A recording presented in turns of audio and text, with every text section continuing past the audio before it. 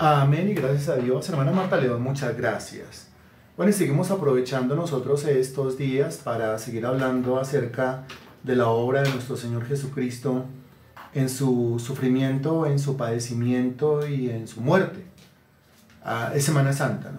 Y la gente está en los rituales, y la gente está en la religión, y la gente está en las tradiciones de hombres, en las costumbres de hombres, y la gente está en la ideología de la circuncisión. Eso les pusimos ayer, acuérdese bien. Y nosotros más bien nos concentramos en el mensaje de la cruz.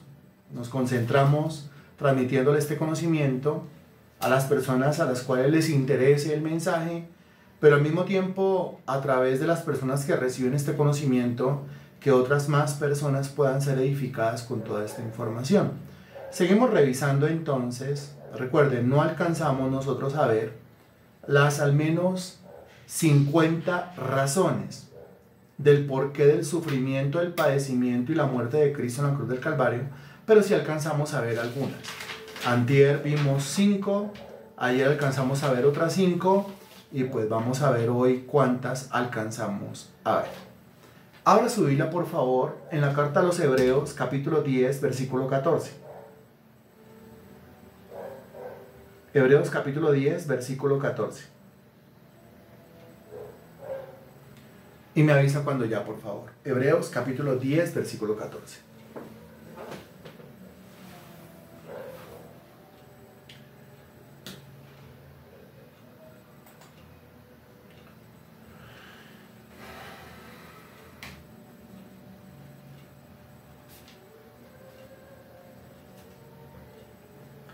Y dice Hebreos capítulo 10, versículo 14, porque con una sola ofrenda hizo perfectos para siempre a los santificados. Note, con una sola ofrenda hizo perfectos para siempre a los santificados. Bueno, aquí está hablando de una ofrenda, aquí está hablando de una perfección, y aquí está hablando de una santificación. De eso está hablando.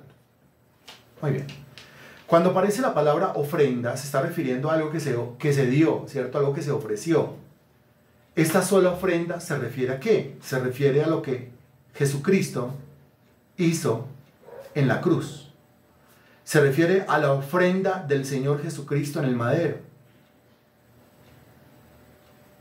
A continuación habla de perfección. Dice que con esa ofrenda hizo perfectos para siempre a los santificados. Está hablando de perfección. Pero quiero que note que aparece la palabra perfección, y quiero que note que también aparece la palabra santificado.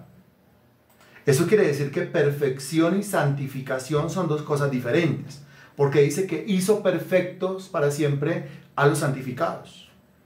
La santificación es un proceso, mientras que aquí está hablando de perfección, pero desde el punto de vista de algo que ya ocurrió. Y como habla de perfección desde el punto de vista de algo que ya ocurrió, la pregunta es, ¿qué fue eso que ya ocurrió en lo cual usted y yo ya somos perfectos? Le repito la pregunta, ¿qué fue eso que ya ocurrió? ¿Qué fue eso que ya pasó con usted y conmigo en lo cual a los ojos del Padre usted y yo ya somos perfectos? ¿A qué se está refiriendo? Yo hago la pregunta y usted responde. Usted en este momento es perfecto en cuanto a ¿qué? A los ojos de Dios. Que es la única manera como usted puede recibir alguna clase de aceptación delante de Dios, ¿no? De la única manera como usted puede ser acepto delante del Padre. De otra manera no se puede. Para eso, antes de contestar, o en la medida en que va contestando usted, hágame el favor y levante la manito a la persona que está al frente del monitor, con la Biblia abierta, con el cuaderno abierto, con el esferito dispuesto. Por favor. Sí, quien está ahí al frente prestando atención. Quien sacó esta hora de su tiempo para prestarle al Señor, prestarle atención al Señor, al Espíritu de Dios. Ok. 1, 2, 3, 4 personas. Eso quiere decir que Liliana está al frente de su Biblia, Natalia está al frente de su Biblia, Germán está al frente de su Biblia, María Sánchez está al frente de su Biblia, pero Don Henry no está al frente de su Biblia, Gloria no está al frente de su Biblia, Marta León, Don Henry también. Marta León no está al frente de su Biblia, Diva, bueno, Diva dice que sí. Magda Xiomara no está al frente de su Biblia entonces, no tiene un cuaderno al frente, no tiene, por favor, ¿sí? Es este tiempo dedicado, única y exclusivamente. No por allá atendiendo una cosa, no por allá atendiendo la otra cosa. Esos discipulados son tan cortos que yo tengo que aprovechar hasta el último momento, hasta el último segundo de este discipulado para que me sirva. Ok, listo, ya. Entonces eso quiere decir que ya nos sentamos, ya hay un cuaderno al frente, ya hay una esfera al frente, ¿sí? Ya apagué el armatroste ese que me estaba haciendo ruido, tengo la Biblia abierta y estoy concentrado en las cosas de Dios. Ok, vuelvo yo a hacer la pregunta, ahora sí la puedo hacer. Bueno, primero la aclaración, que en Hebreos capítulo 10, versículo 14, ¿tiene usted su Biblia abierta en Hebreos capítulo 10, versículo 14? Gracias a Dios, gracias a Dios, gracias a Dios, gracias a Dios, gracias a Dios. Natalia dice sí, Marta León dice sí, Gloria dice sí, María Sánchez dice sí, Diva dice sí, ok, ¿y el resto? Germán dice que sí, muy bien, ¿y el resto? El resto dice que sí, bueno, el resto dice que sí. Así me encantan las clases, sin ninguna clase de presión de mi parte, sin ninguna clase de coacción de mi parte. No, mire, si toca presionar, si toca empujar, si toca casi que obligar, pues lo hacemos. Los ángeles daban prisa a Lot diciendo, Lot, levántate y sal de esta tierra, sal de esta ciudad para que no perezcas en el castigo de la ciudad. Los cristianos necesitan ser empujados, ¿qué hacemos? Los cristianos necesitan ser impulsados, ¿qué hacemos? Los cristianos necesitan ser jaloneados de alguna manera, ¿qué hacemos? Si hay que hacerlo, pues lo hacemos. No es una tarea fácil, pero con muchísimo gusto cuente conmigo para todo eso. Aquí encuentra usted en mí un servidor para todo esto. Lo hago con el mayor de los gustos, por supuesto que sí. Bueno, Hebreos capítulo 10, versículo 14, entonces está hablando de una ofrenda, está hablando de perfección y está hablando de santificación. Cuando habla de una ofrenda está hablando de algo que se dio, de algo que se ofreció. ¿Quién lo ofreció? Jesucristo. ¿Y qué fue lo que ofreció? Su vida. A continuación habla de perfección y también de santificación, pero quiero que note que el versículo dice que con esa ofrenda hizo perfectos para siempre a los santificados, indicando que perfección y santificación son dos cosas diferentes. Santificación es un proceso, y aquí dice que hizo perfectos, conjugado en tiempo pasado. Pregunta, ¿en cuanto a qué la ofrenda de Jesucristo a usted lo hizo perfecto? ¿En cuanto a qué a los ojos de Dios Padre usted es perfecto? Esa es la pregunta que estaba haciendo. Ahora sí hágame el favor y la contesta. Gracias.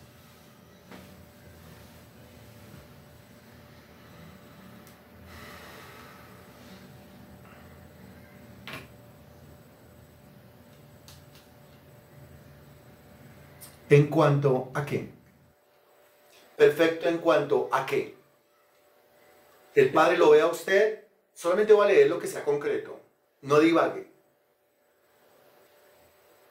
El Padre lo mira a usted y dice, aquí hay un individuo perfecto. ¿Perfecto en cuanto a qué? En cuanto a qué lo ve a usted perfecto. No por qué o cuál es la razón de su perfección, no, sino en cuanto a qué. En cuanto a qué aspecto el Padre lo ve a usted como una persona perfecta delante de Él. ¿En cuanto a qué? No, no le estoy preguntando gracias a qué. Solamente vamos a leer lo concreto. Concreto, concreto, no. Concreto, no. Concreto, no. Concreto, no. Concreto, no. Concreto, no. Siga contestando, por favor. Hasta el momento solamente hay una persona que ha sido concreta. Hasta el momento solamente hay una persona que ha contestado correctamente. ¿Sí? Ha contestado 1, 2, 3, 4, 5, 6, 7, 8. Y todas faltan respuestas. ¿Perfecto en cuanto a qué? Bueno, solamente hay dos respuestas. Y la respuesta correcta la tiene Germán y la respuesta correcta la tiene Magda Xiomara. Perfecto en cuanto a justificación. Perfecto en cuanto a justicia. Ninguno se puede acercar delante de Dios con el montón de pecados encima. Había que buscarle una solución al montón de pecados que yo tenía encima, que eran los que me condenaban. la causa por la cual se había redactado un acta de los decretos que había contra nosotros que nos era contraria. ¿Se acuerda que ya lo vimos en Colosenses capítulo 2, versículo 14? Pero aquí dice que con una sola ofrenda hizo perfectos para siempre. ¿Perfectos en cuanto a qué? Perfectos en cuanto a justicia. Y cuando hablamos de perfectos en cuanto a justicia, nos referimos en perfectos en cuanto a inocencia. Es que el único que puede tener comunión con Dios es una persona inocente. El único que puede tener comunión con Dios es una persona justa. Por eso la Biblia lo llama justo. Si no es justo, no puede tener comunión con Dios. Si no es inocente, no puede tener acceso a Dios. El mismo Isaías capítulo 59, versículo 2, búsquelo por favor, ahorita regresamos a Hebreos. Isaías capítulo 59, versículo 2. Me avisa cuando ya, por favor.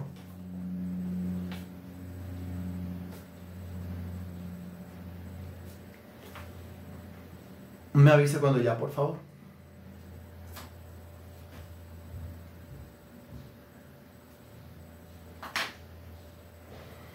Y dice Isaías capítulo 59, versículo 2, pero vuestras iniquidades han hecho división entre vosotros y vuestro Dios, y vuestros pecados han hecho ocultar de vosotros su rostro para no oír.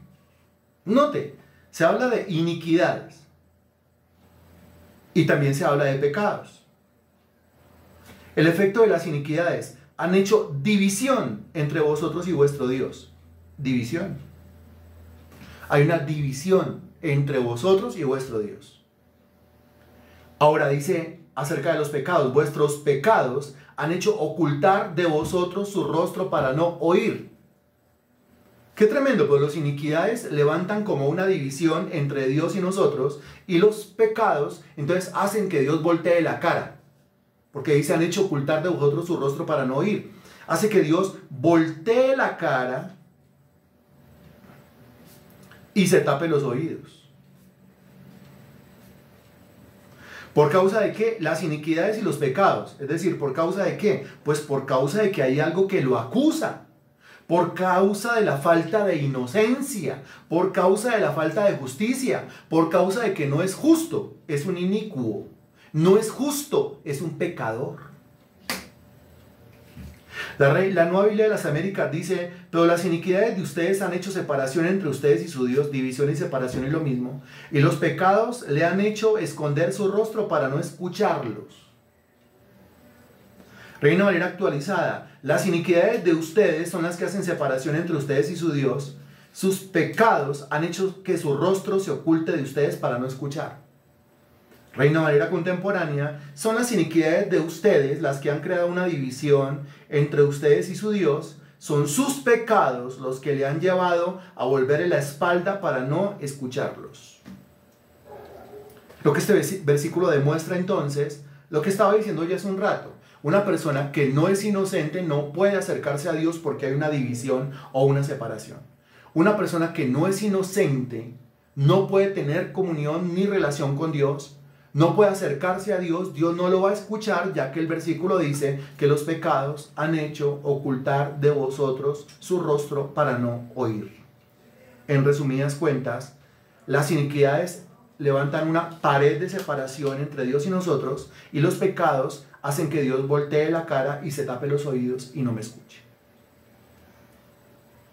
¿Cuál es la solución? Pues la solución es quitar los cargos. Al quitarse los cargos, la persona es declarada inocente. Pero la pregunta es, ¿puedo yo hacer algo para retirar de mí los cargos? ¿Puedo hacer algo para yo en mí mismo, en mis propias fuerzas, ya no ser inicuo? ¿Puedo hacer algo para yo en mis propias fuerzas ya no tener pecados? No puedo hacer nada en mis propias fuerzas. Absolutamente nada. Por eso, al volver a Hebreos, capítulo 10, versículo 14, nos encontramos con que el texto dice, porque con una sola ofrenda hizo perfectos para siempre a los santificados. perfectos. Solamente la ofrenda del Señor Jesucristo es lo que solucionó el asunto de mis iniquidades, es lo que solucionó el asunto de mis pecados, es decir, ha quitado los cargos, por lo tanto ha quitado la culpa, por lo tanto ha quitado la condenación. Eso se aplica solamente a aquel que cree. Acuérdese de Romanos capítulo 1, versículo 16. Porque no me avergüenzo del Evangelio, porque es poder de Dios a todo aquel que cree. Solamente le funciona al que cree. Al que no cree, no le funciona. Solamente le funciona al que cree. No solamente Hebreos capítulo 10, versículo 14 lo dice, sino que si usted busca, búsquelo conmigo, Colosenses capítulo 1, versículo 21. Me avisa cuando ya, por favor. Colosenses capítulo 1, versículo 21. Ya, gracias. Y a vosotros también, que erais en otro tiempo extraños y enemigos en vuestra mente, haciendo malas obras, ahora os ha reconciliado en su cuerpo de carne, por medio de la muerte, note, por medio de la muerte, para presentaros, note lo que dice, santos y sin mancha e irreprensibles delante de Dios. Cuando habla de sin mancha e irreprensible delante de Él, está hablando de una condición de perfección. El tema es que nosotros utilizamos esa terminología muchas veces de una manera ignorante. Porque cuando la Biblia habla de perfección se puede estar refiriendo a varias cosas, ¿no? No vamos a hablar en este momento de a cuántas cosas se refiere la Biblia cuando utiliza el término perfección. Pero entonces decimos nosotros con respecto a la perfección, ¿pero quién es perfecto? Perfecto, solo es Dios. ¿Cuándo fue la última vez que usted dijo, perfecto, solo es Dios? Yo no soy perfecto, perfecto, solo es Dios. ¿Cuándo fue la última vez que usted utilizó esa expresión? ¿Cuándo fue la última vez que usted se escuchó decir eso? Que usted no es perfecto porque perfecto solo es Dios. Ah, si hubiera casado con un perfecto. Pero es que yo no soy perfecto. Si hubiera buscado una perfecta, pero es que yo no soy perfecta. ¿Cuándo fue la última vez? Hace rato, hace poquito, es un dicho común en su boca, lo utiliza muy a menudo, usted casi no usa ese dicho, o usted no habla así. Regáleme una respuesta, por favor.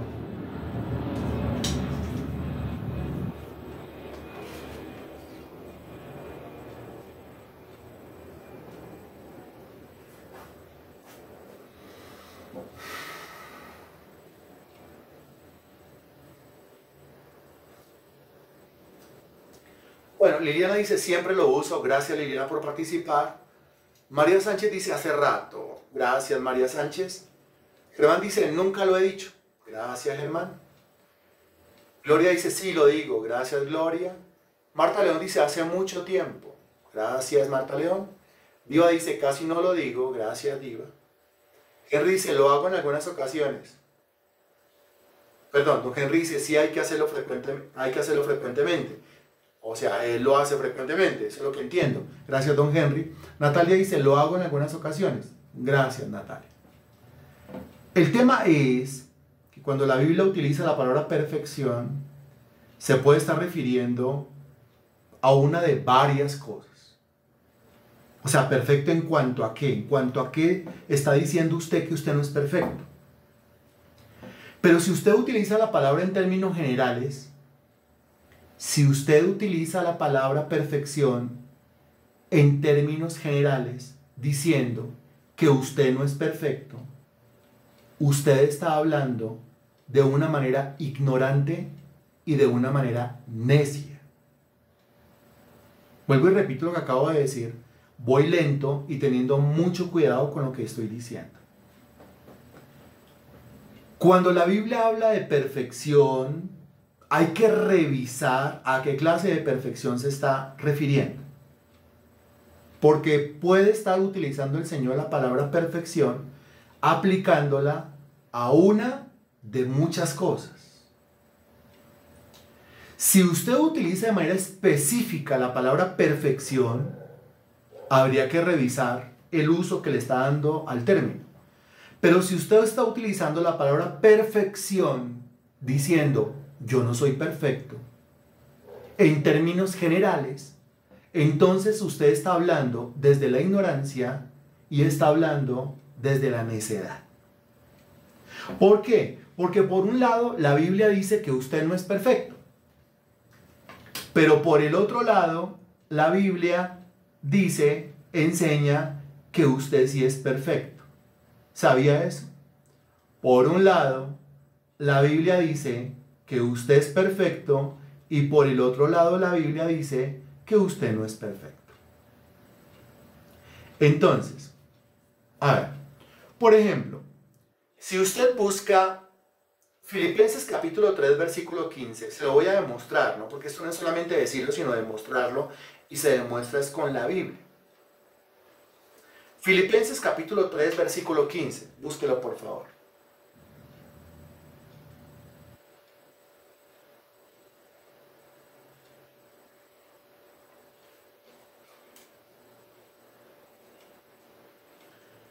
Me avisa cuando ya. Mira lo que dice Filipenses capítulo 3, versículo 15. Así que todos los que somos perfectos, somos. Pablo está diciendo que en un sentido, él ya era, y no solamente él, sino los filipenses, ya eran perfectos.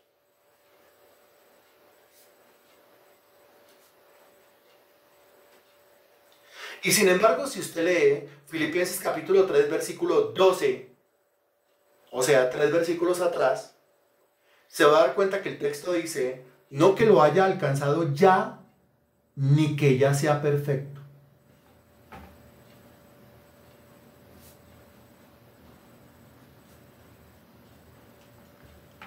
Note, Filipenses 3:12, no soy perfecto. Filipenses 3:15, ya soy perfecto. Al fin, ¿qué? ¿Es o no es? La respuesta correcta es en un sentido y no es en un sentido. En un sentido ya es perfecto. ¿En qué sentido? En el sentido de Hebreos 10:14 y en el sentido de Colosenses 1 del 21 al 22. En ese sentido ya es perfecto. O sea, perfecto en cuanto a qué. Volvemos a repasar el término. Responda usted, por favor. Perfecto en cuanto a qué. Esa perfección sí la tiene. Esa perfección usted la tiene. Lo pregunté hace un ratico, ¿no es cierto? Lo único que tiene que volver a escribir es lo que ya se respondió hace un rato. Perfecto en cuanto a, muy bien, perfecto en cuanto a la justicia. Perfecto en cuanto a la inocencia. Ya es perfecto. Ay, no, pues el perfecto. Pues sí, soy perfecto. La Biblia me llama perfecto y yo me creo perfecto. ¿Perfecto? ¿Eso no es insolencia? No, porque la perfección que yo tengo la ganó Cristo en la cruz del Calvario. Punto. Él con una sola ofrenda me hizo perfecto para siempre. Punto. Me hizo perfecto en cuanto a la justicia. Punto. Eso es lo que enseña la Biblia. De manera que yo llamarme a mí mismo perfecto en cuanto a la justicia, gracias a la ofrenda de Cristo en la cruz del Calvario, es lo más bíblico que usted encuentra. Eso se debe hacer. Pero por el otro lado, hay una clase de perfección que todavía no tenemos. Y es la perfección relacionada con el proceso en el cual estamos. O sea que todavía no somos perfectos en cuanto a qué. Todavía no somos perfectos en cuanto le estoy hablando del proceso. Creo que leí todas las claves, ¿cierto? Todavía no somos perfectos en cuanto a santificación. Ahí está. Entonces, en cuanto a justificación,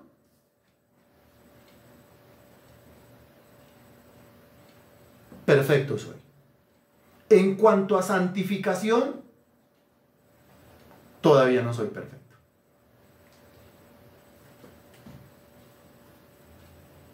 De manera que cuando usted dice, es que yo no soy perfecto, espere un momentico, sea exacto. O sea, hable en términos exactos. En cuanto a qué no es perfecto. Si responde en cuanto a nada, ¿En cuanto a qué va a ser perfecto? Pues en cuanto a nada. No, no, no, no, no, no, no, no, no, no. Está hablando como una persona que no tiene a Dios en su vida. Está hablando como una persona que no tiene evangelio, que no tiene doctrina y que no tiene Biblia en su vida. Usted no puede decir en términos generales que usted no es perfecto, porque sería negar lo que dice la palabra de Dios con respecto a usted. Es que el agravio no es contra usted, el agravio es contra Dios y su palabra. Lo que usted tiene que decir es: yo soy perfecto en cuanto a justicia gracias a la ofrenda de Cristo en la cruz del Calvario. En ese sentido soy perfecto. Es que si usted no es perfecto en cuanto a la justicia, el Padre no lo acepta, el Padre no lo oye, el Padre no lo escucha, no hay comunión con el Padre. El Padre solamente tiene comunión con los perfectos. ¿Quién me está entendiendo?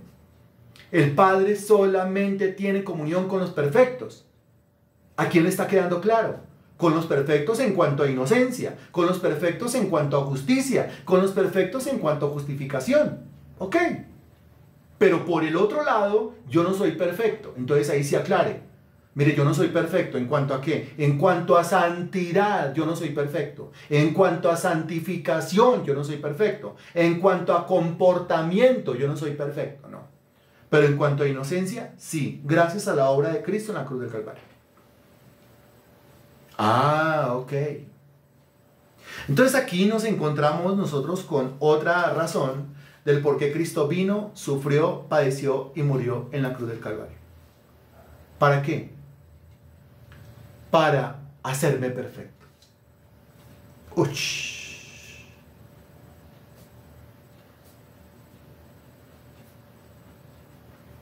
De manera que si yo sigo diciendo es que yo no soy perfecto, entonces estoy negando la obra de Cristo en la cruz del Calvario. ¿Sí se da cuenta? Entonces es el momento de pegarse un poquitico cerca de la boquita y decir: no, yo no puedo seguir hablando así, tengo que especificar yo. A la próxima vez que utilice este término o le quiera decir a alguien: yo no soy perfecto, tengo que especificar. Mire, en cuanto a santidad, yo todavía no soy perfecto. Por eso usted va a encontrar en mí tantas falencias, tantos errores, desaciertos, subes y bajas, un carrusel de emociones. En cuanto a eso no soy perfecto, pero en cuanto a la justicia divina sí soy perfecto. La Biblia me llama perfecto y tengo las citas bíblicas que lo comprueban, que lo demuestran y que lo corroboran. ¿Quedó claro? ¿Qué tan claro? ¿Transparente como el agua limpia? ¿Sí? ¿Ha quedado claro o no ha quedado claro?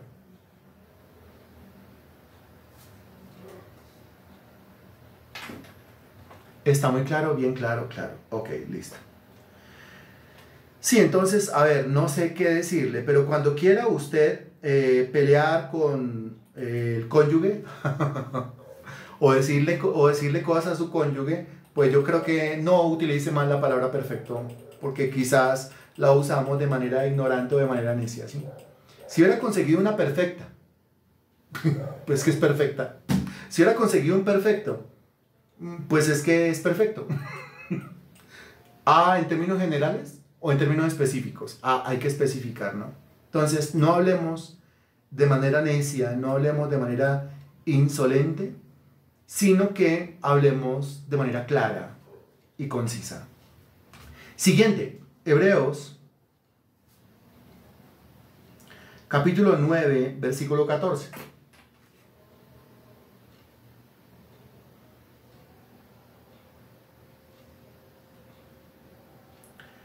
Hebreos capítulo 9, versículo 14. Me avisa cuando ya, por favor.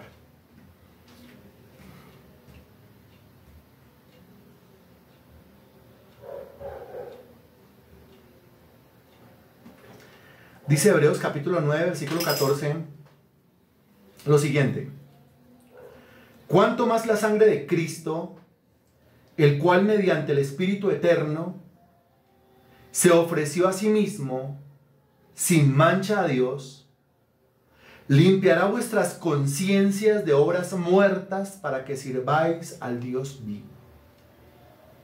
Opa. Otra vez, ¿cuánto más la sangre de Cristo? El versículo está hablando de la sangre de Cristo.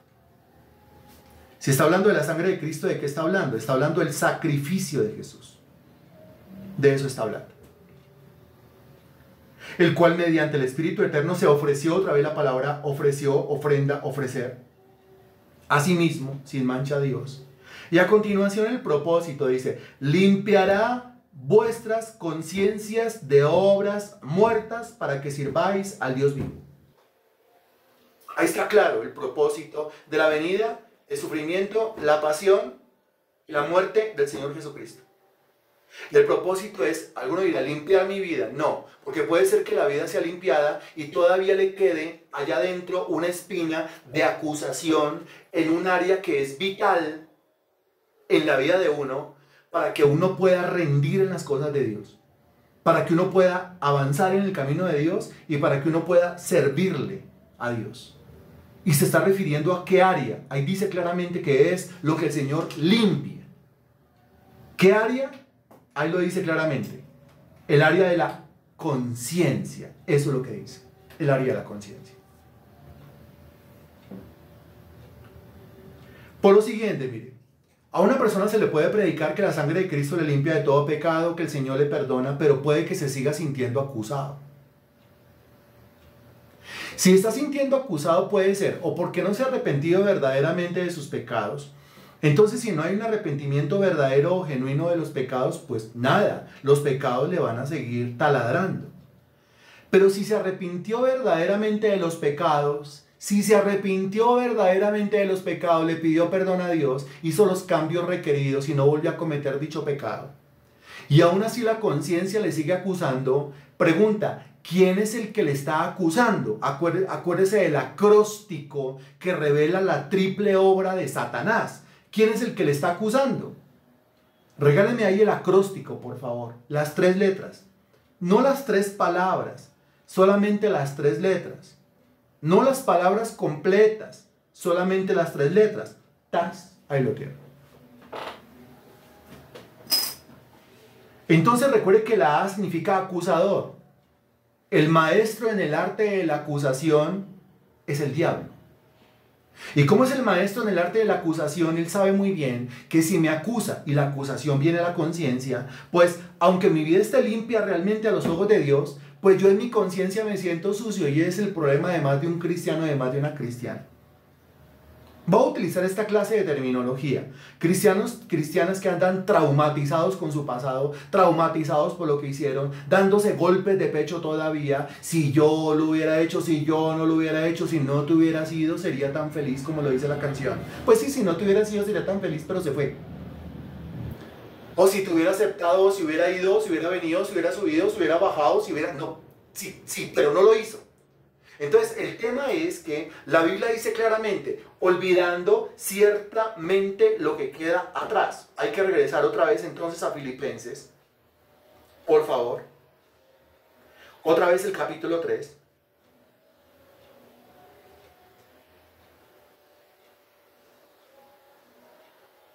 Versículo 13. Filipenses capítulo 3, versículo 13.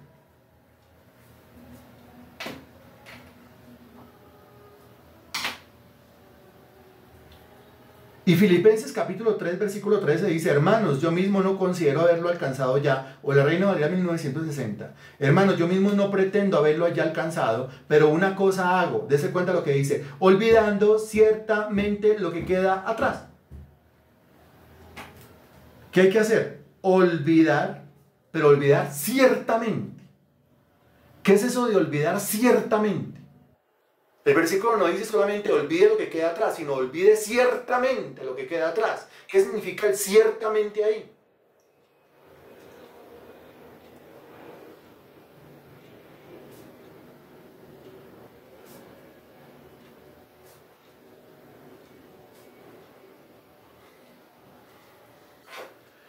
Significa, pues de verdad, hágalo de verdad. No es que yo ya olvide eso, ya superé eso. Ya me eché harto aceite, harta mantequilla, me resbala todo eso, pura mentira, me resbala todo eso, pura carreta, todavía le sigue doliendo, todavía chirrea los dientes, todavía se amarga, todavía le cambia el estado de ánimo cuando se acuerda de eso. Aquí dice, olvídese, pero olvide ciertamente lo que queda atrás, olvide de verdad. Propóngase olvidarlo de verdad, porque es la única manera, según lo que dice el versículo, olvidando ciertamente lo que queda atrás, es la única manera de extenderme a lo que está delante. O sea que el pasado, porque lo que queda atrás se puede convertir en un ancla. Un ancla que me dejó ahí. Hay personas que se quedaron en el pasado. O sea, estamos a 16 de abril del año 2025, pero hay personas que están por allá en el 2012. O hay personas que están en el 2005. O hay personas que están en el 1983. De allá no salieron mentalmente, de allá no salieron emocionalmente. Entonces quedaron traumatizados con el tema del pasado.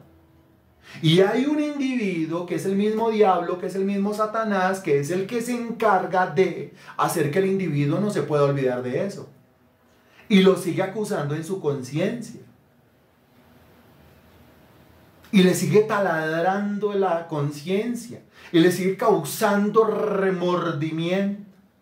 Tan bueno que era. Y tan buena que era. Y mire lo que me hizo. O mire lo que le hice. Y dele que dele. Y eso hace que las personas no se puedan extender a lo que está delante.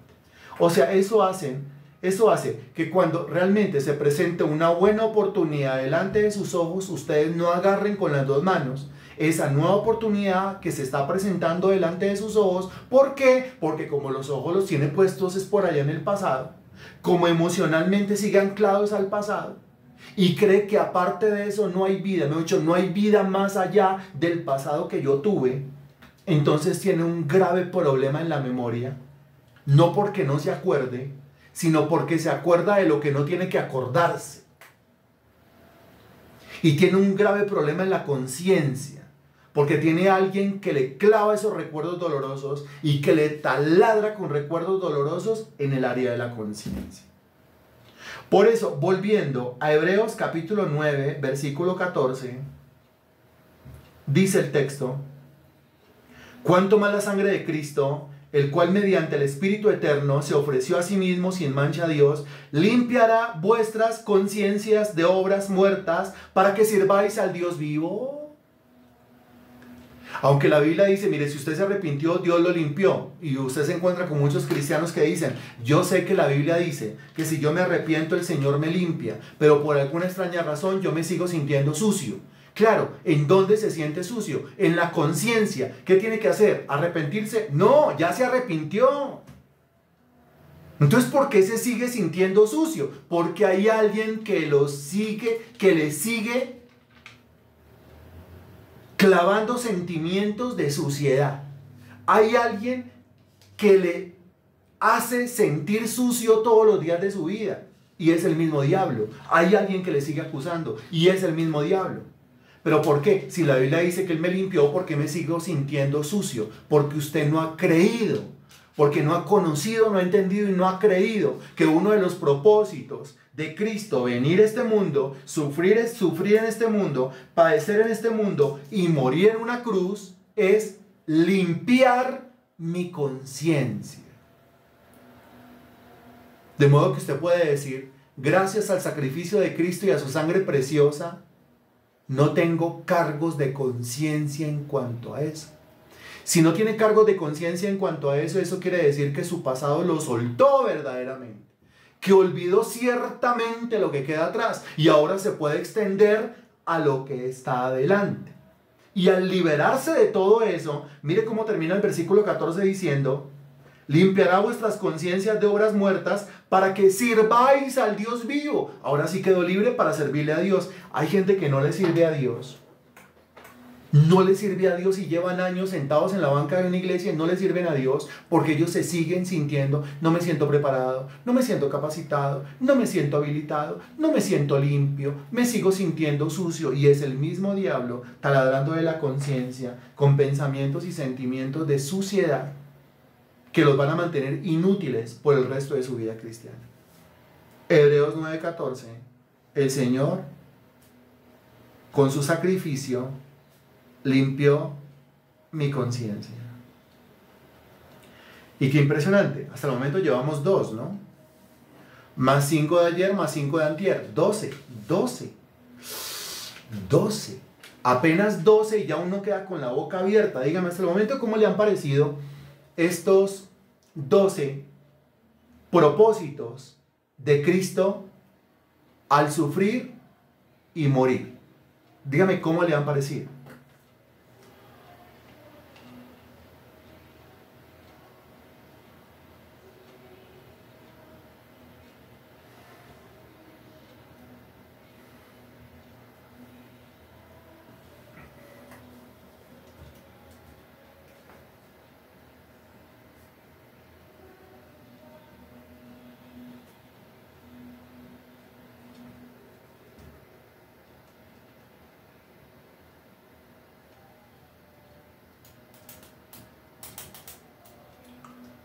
Extraordinario, dice Diva. Muy edificantes y maravillosos, dice Liliana. Maravilloso, dice don Henry. Interesante tener la conciencia del sacrificio. Su obra majestuosa, dice Gloria. Bueno, y el resto. Esperemos la respuesta de los demás. Extraordinariamente amoroso. Bien. Dios es grande y maravilloso con nosotros por medio de su Hijo Jesucristo. Eso que no vemos sino en 12. Imaginen que pudiéramos verla 50. ¿No? Y bueno. ¿Faltan respuestas? Faltan respuestas. ¿Dónde están el resto de las respuestas, por favor? ¿Están escribiendo? Ok, tengamos un poquito de paciencia. Ya casi apareció.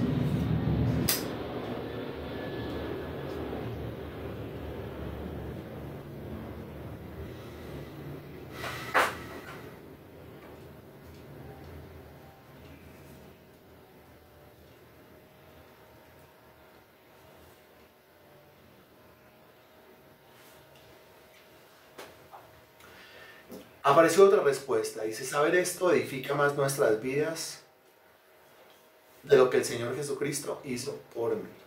Muy bien. Muy bien. Siguiente, Romanos capítulo 8, versículo 32.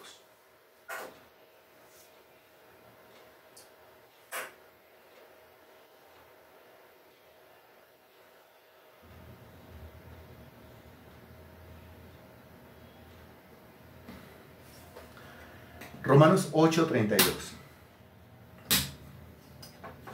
Bien, dice, el que no escatimó a su propio Hijo, sino que lo entregó por todos nosotros, ¿cómo no nos dará también con él todas las cosas?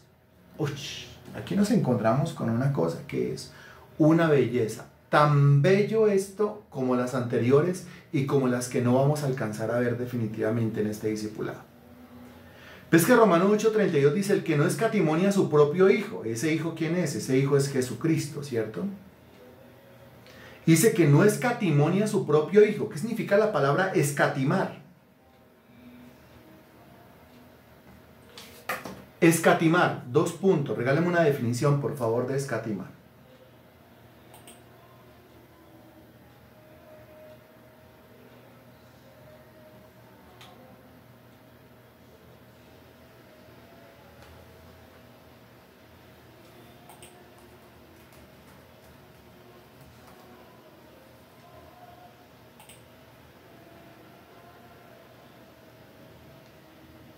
Escatimar.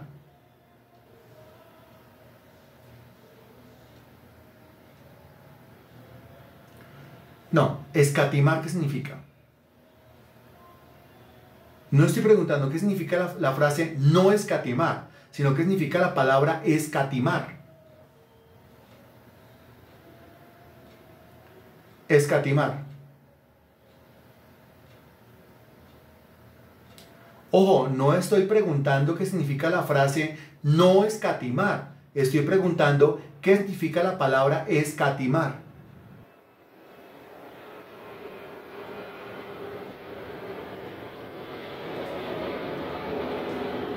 Entonces yo leo.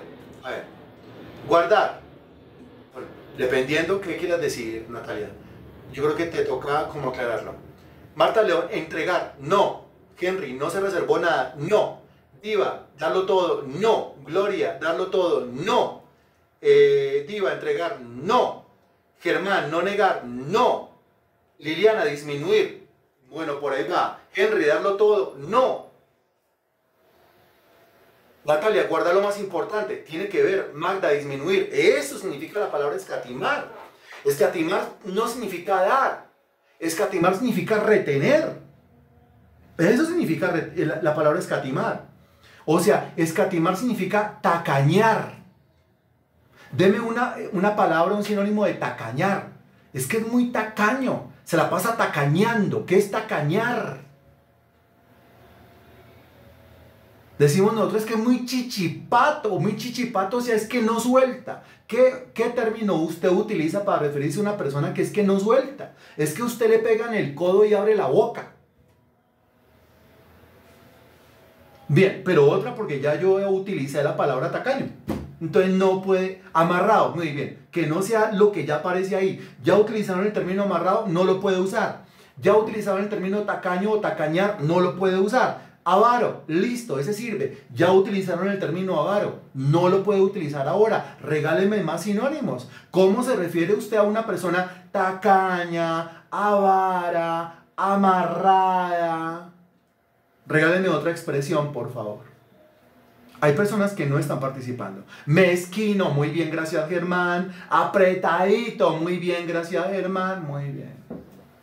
Codicioso, también puede servir, ¿cierto? Eso significa la palabra escatimar.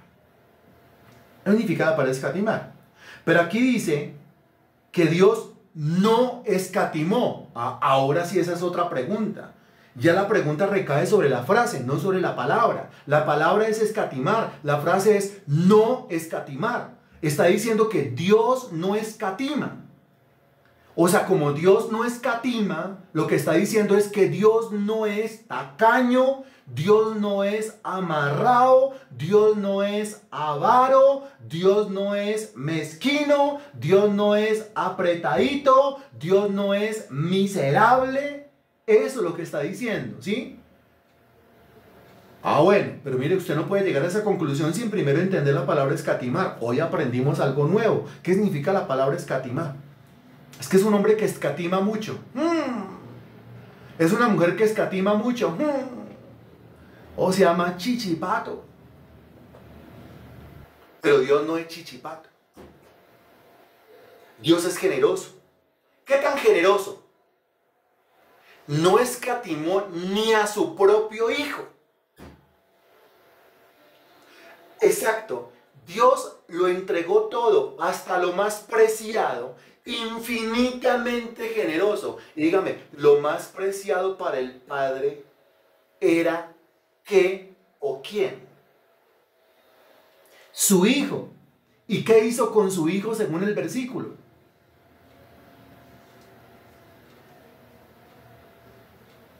Lo entregó. O sea, no escatima. O sea, tacaño no es. O sea, tenido no es. O sea, amarrado no es. Si alguno alguna vez se queja de Dios y le dice, Señor, es que yo creo que tú no me quieres dar. O alguno piensa de Dios que es que Dios no le quiere dar, tiene que volverse a dar unos golpecitos para aclarar la cabecita. Porque no puede ser que usted piense en esos términos de Dios después de que Dios demostró que Él no escatimó ni siquiera lo más precioso, lo más valioso, lo más maravilloso que Él tenía, que era su propio Hijo. La Biblia dice que Dios Padre creó el universo en honor a su propio Hijo. Y si Dios Padre creó el universo en honor a su propio Hijo, eso es muestra de qué tanto ama el Padre a su propio Hijo. Pero cuando el Padre tuvo que entregar a su propio Hijo, lo entregó. Si ya entregó a su propio Hijo, en cuyo honor creó el universo, dice el texto bíblico, ¿cómo no nos dará juntamente con Él todas las cosas? Pues si ya entregó lo más valioso, si ya entregó lo más grande, si ya entregó lo más espectacular que tenía, ¿será que no me va a dar lo del desayuno de la mañana? ¿Será que no me va a dar lo del diario para echar algo a la olla mañana? ¿Será que no me va a dar la salud? ¿Será que no me va a dar ese trabajo que le estoy pidiendo? ¿Será que no me va a dar el dinero, la provisión económica esa que le estoy solicitando? ¿Será que sí o será que no? Cuando usted se acuerda, ya dio lo más valioso. Cualquier otra cosa que el Padre me dé, nunca, jamás será comparable a su Santo Hijo, nuestro Señor Jesucristo. Entonces aquí, Romanos 8:32 a mí me enseña que Cristo vino a esta tierra, Cristo sufrió, padeció y murió para mostrarme que Él no es tacaño. Para mostrarme que Él no es avaro. Para mostrarme que Él no es tenido, para mostrarme que Él no es chichipato, para mostrarme que Él es extraordinariamente generoso para con aquel que le cree.